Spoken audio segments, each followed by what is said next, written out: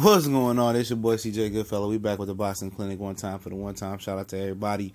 Special shout out once again to Fight Hype for getting the interview with Jesse Hart, man. And man, it was only a 2-minute and some change interview, but we gonna spend some time today because I got time today.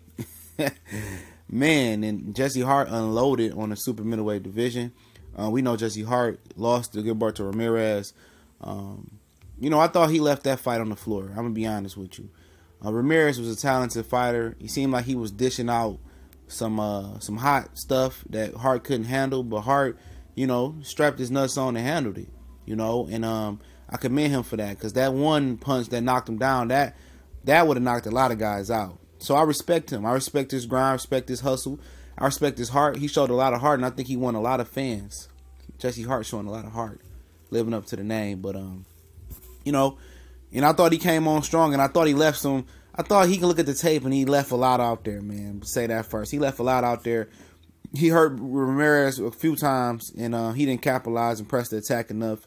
But that comes with experience. He didn't fight a lot of elite experience contenders coming up.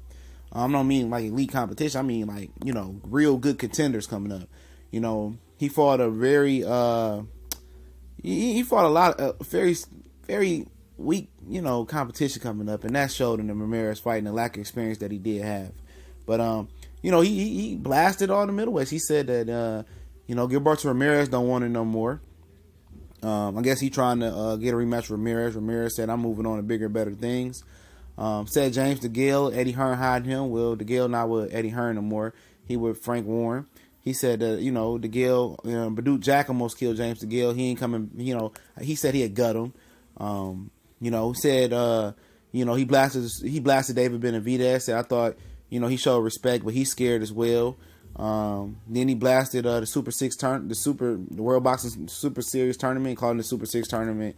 But we know what he was talking about, saying that Chris Eubank is an imposter. He a gimmick. Said Callum Smith is an idiot. He dumb. Eddie Hearn protected him. He said, why would you enter that tournament and pass up an opportunity to fight for the WBC title? He's stupid. And he just unloaded, man. It seems like maybe he's been trying to fight some of these guys and send an offer to fight some of these guys that's not in the tournament, and they not obliging with him.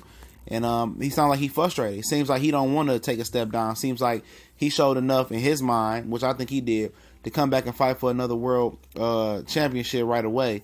But I think he should go, in a real world, I think he should go back down.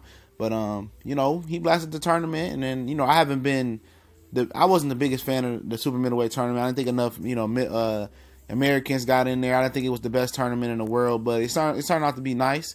I don't think it's the proper time for him to be saying this right now. He came up short. He sounded a little bit salty. And the fans want to see him get back, and get a couple wins. But it sounds like he frustrated. It sounds like he wants another shot at the world title, and none of the guys don't want to fight him. And that's the reality of it is, man. When you sign the top rank, man, it's like you in your own, you like in your own league or whatever, like on who you can fight. Bob Arum has burned a lot of bridges with guys, and a lot of guys don't want to fight a Bob Arum fighter. James DeGale is especially with Al Heyman, even though they agreed to work with each other, following the lawsuit that failed, or they came to terms with. James DeGale is an Al Heyman fighter. David Benavidez is an Al Heyman fighter. And Chris Eubank Jr. is not with Eddie Hearn anymore as well. So, his hate. Let's talk about his heat for Chris Eubank Jr. I think a lot of people would favor Chris Eubank Jr. to beat Jesse Hart. Especially depends on how he does with George Groves. George Groves is a more seasoned fighter than Jesse Hart. And Chris Eubank Jr. has probably beat better competition his short stay at super middleweight than Jesse Hart. That'd be an interesting fight. Jesse Hart is a big super middleweight. I think like 6'3", 6'4". And Chris Eubank Jr. has admitted that he's not a real super middleweight. He just went up there because he wanted to get fights. And he couldn't get any fights at super middleweight. At middleweight. So I don't know what his heat is for Chris Eubank Jr. for calling him out. That'd be a great fight, but calling him a gimmick and an imposter, I think you could say that for Julio Cesar Chavez Jr.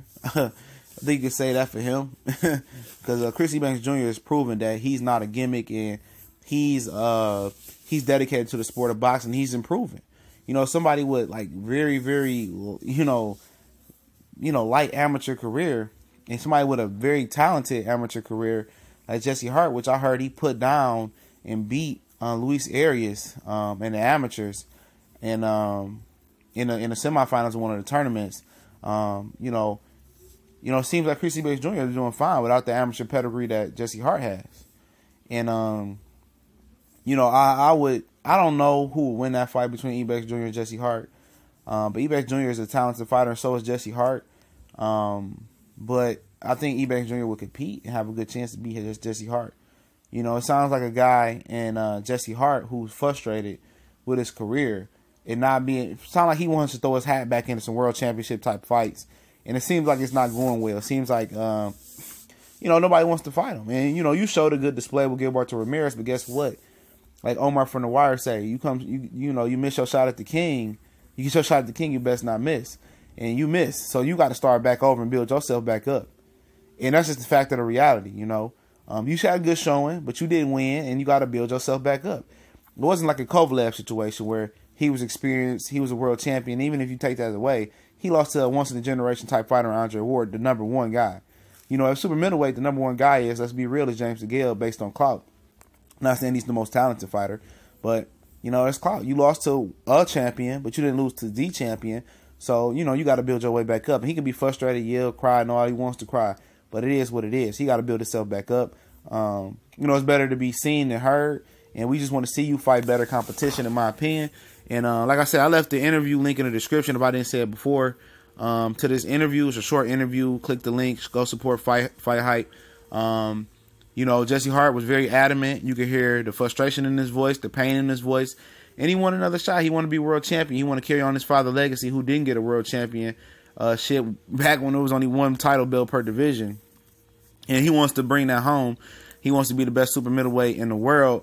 And he got to rebuild himself back up, man. But, calling guys out and diminishing their accomplishments, that's a way to get people's attention. But those guys are not paying attention to you. They want to fight the champions. They worried about the tournament.